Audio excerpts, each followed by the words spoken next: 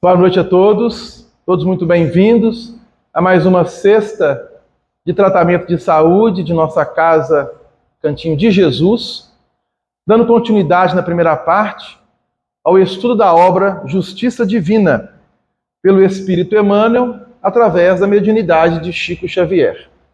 Hoje nós vamos trabalhar o capítulo 71, que traz o título Sirvamos Sempre.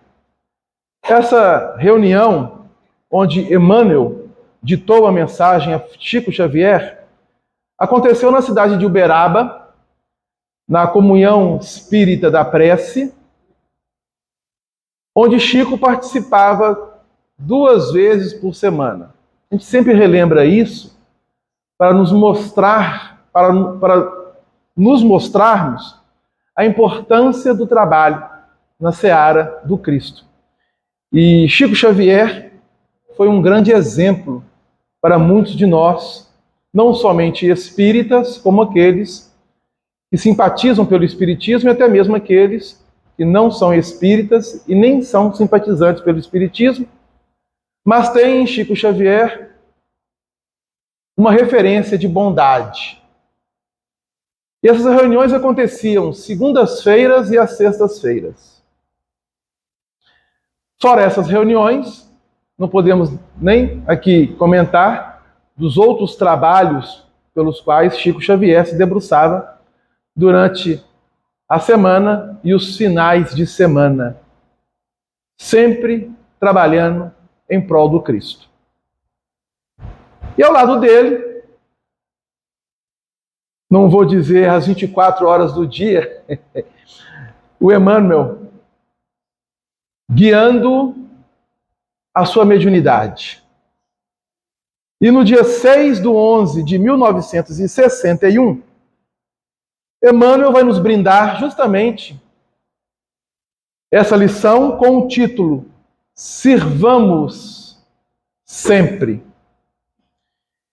Ele está aqui trabalhando com essa lição em comunhão com aquilo que foi lido, dialogado naquela noite em que Chico participava juntamente com os companheiros encarnados e os desencarnados. O livro Céu e Inferno, que estava sendo estudado nas reuniões públicas no ano de 1961, e nessa noite foi aberto na primeira parte do capítulo 7, As Penas Futuras segundo o Espiritismo, dentro do subtítulo Código Penal da Vida Futura, o artigo 16. Mas nós vamos ler primeiramente a lição de Emmanuel, para depois trazermos lá a lição do Céu e Inferno. Não apenas nos dias de arrependimento e reparação. Em todas as circunstâncias, o serviço, e aqui eu vou colocar entre parênteses, porque Emmanuel não colocou isso, o serviço no bem. Né? O bem aqui é por minha conta. É o antídoto do mal. Caíste na trama de enganos terríveis e arrepiaste caminho, sonhando reabilitar-te. Não desperdices a riqueza das horas, amontoando lamentações. Levanta-te e serve nos lugares onde esparziste a sombra dos próprios erros, e granjearás, na humildade, apoio infalível ao reajuste. Arrostas duros problemas na vida particular. Livra-te do fardo inútil, da aflição sem proveito. Reanima-te e serve no quadro de provações em que te situas, e a diligência funcionará por tutora prestigiosa, abrindo-te a senda ao concurso fraterno. Padeces obscura posição no edifício social. Segue imune ao micróbio da inveja. Movimenta-te e serve no anonimato, e o devotamento surgir-te-á luminosa escada subida. Sofres o assalto de calúnias ferozes.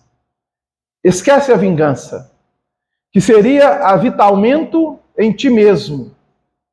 Silencia e serve, olvidando as ofensas, e conquistarás, no perdão, com a atividade no bem, escudo invencível contra os dardos da injúria.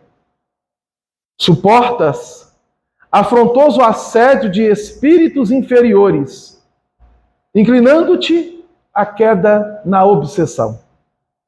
Abstente da queixa improfícua, resiste e serve, dedicando-te ao socorro dos que choram em dificuldades maiores, e surpreenderás, na beneficência, o acesso à simpatia e à renovação dos próprios adversários. Preguiça é ópio das trevas. Os que não trabalham transformam-se facilmente em focos de tédio e ociosidade, revolta e desespero, desequilíbrio e ressentimento, pessimismo e loucura. Sirvamos sempre. Quem busca realmente servir nunca dispõe de motivos para se arrepender. Essa é a lição de Emmanuel. Naquela noite memorável do dia 6 de novembro de 1961. E nós vamos observar dentro dessa lição que a referência que Emmanuel nos dá para todos os nossos problemas é o trabalho no bem. O que você falou de bem? Você acha que você não? Eu coloquei em parênteses, serviço no bem, Serviço no bem. porque há serviços no mal. O Emmanuel colocou serviços é o antídoto do mal. Eu coloquei em parênteses no bem por minha conta, para que nós não possamos, às vezes, misturarmos com vários tipos de serviços que ainda são de natureza não tão boa. Então, esse tipo de serviço, esse tipo de trabalho, nós precisamos gradativamente transformá-los naquilo que seja bom, útil e que edifica a todos nós. Então aí nós ajudamos o Emmanuel, né, coitado, que ele deve ter esquecido de colocar esse pequeno detalhe. Aí nós estamos relembrando a ele, dando uma relembrada a ele. Mas a realidade é justamente essa. Justamente. O objetivo da lição é trazermos como referência o trabalho, mas o trabalho no bem. Lembrando que Allan Kardec, em O Livro dos Espíritos, quando ele questiona a respeito do trabalho, que é uma lei divina, é uma das 10 leis morais apresentadas pela doutrina espírita na terceira parte do Livro dos Espíritos, aí a espiritualidade vai dizer a Allan Kardec que toda ocupação útil é trabalho.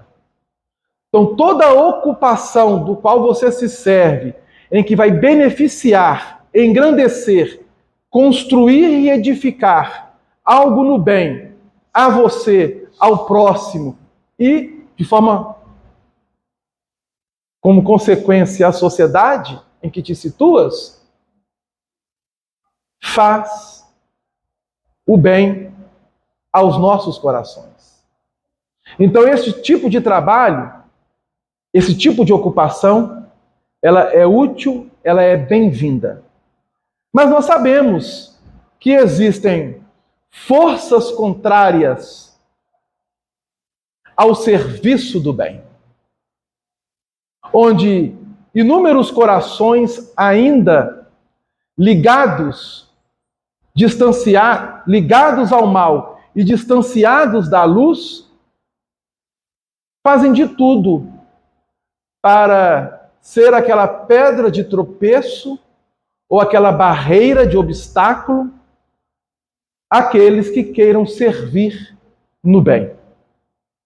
Porque nós estamos em um planeta que é de provas e de expiações ainda.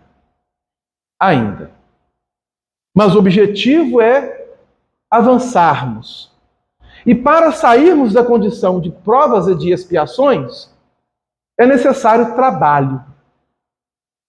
É necessário ocuparmos com aquilo que realmente nos edifica.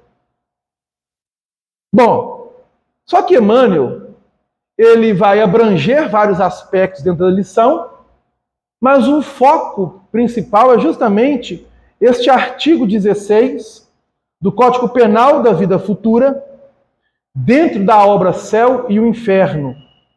No capítulo 7, o título do capítulo é As Penas Futuras segundo o Espiritismo. Diz assim o artigo 16: o arrependimento é o primeiro passo para a melhoria, mas só ele não basta.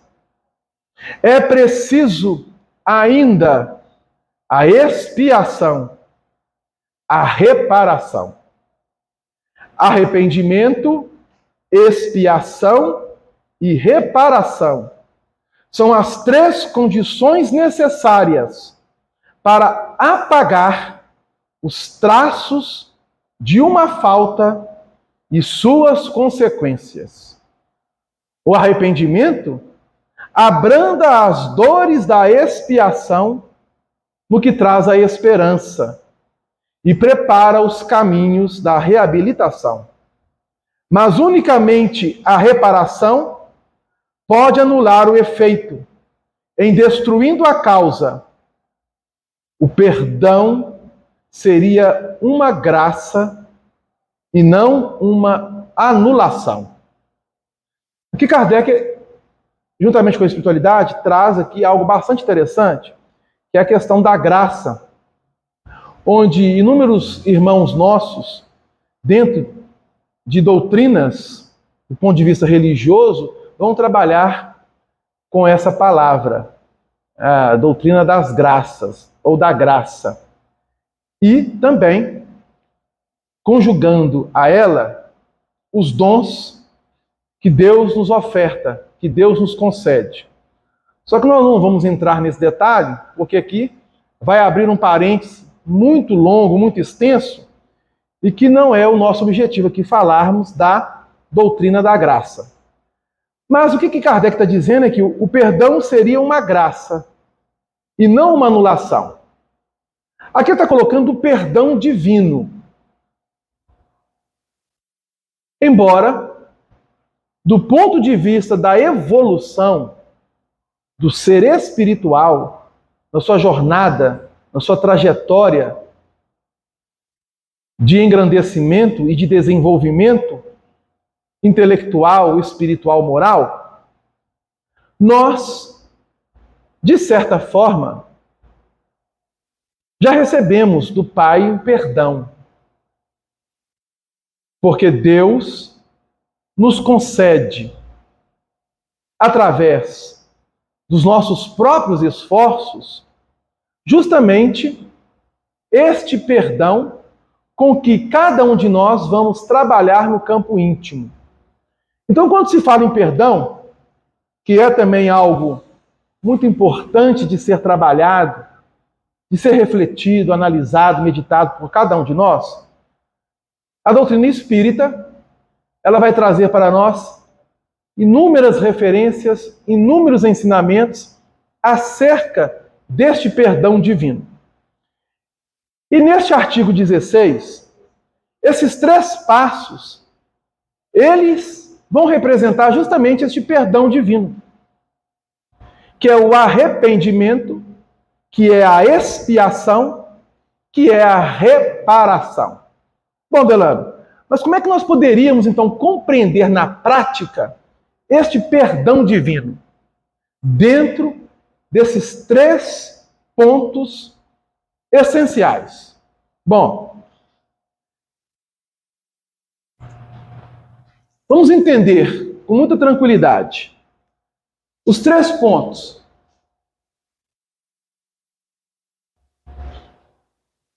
Primeiro deles,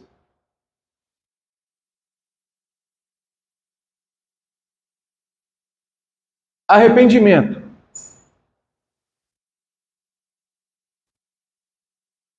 Expiação. Reparação.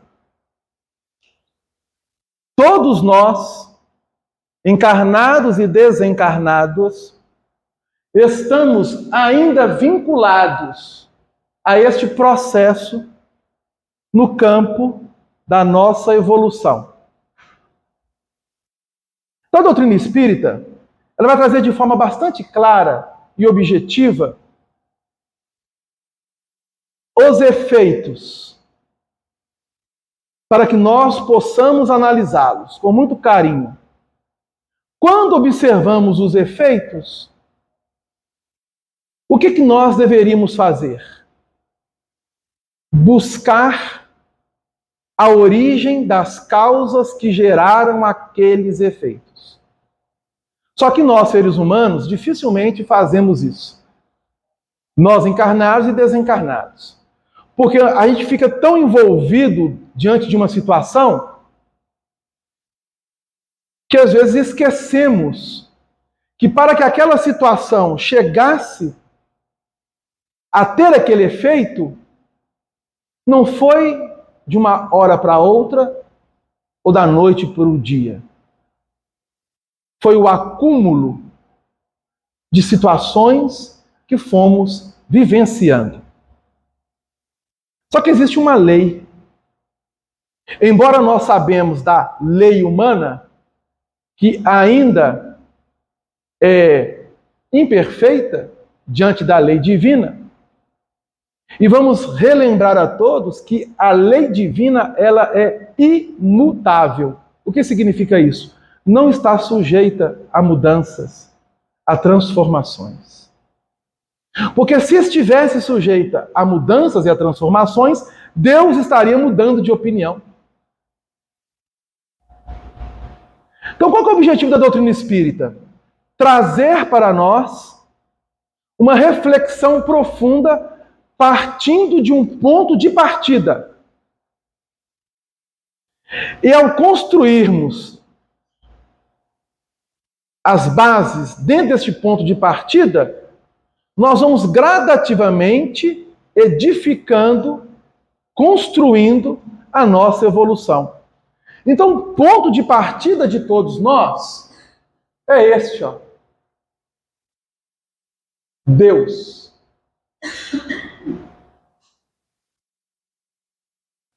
Todo espírito, encarnado ou desencarnado, que não tem Deus como centro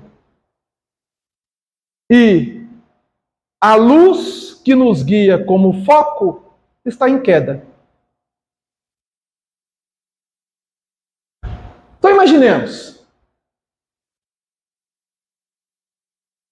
uma espiral.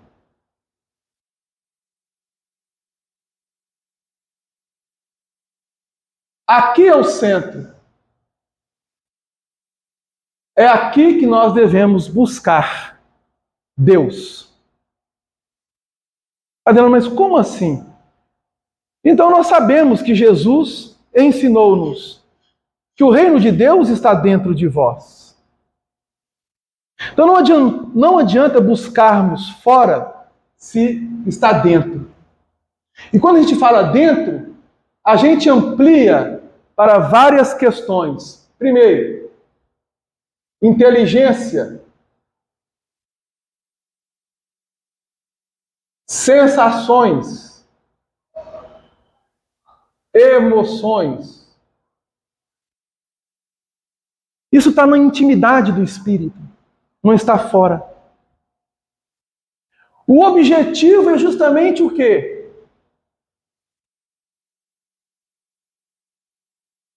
Um foco de luz que possa nos guiar para este centro. Este foco de luz é Jesus.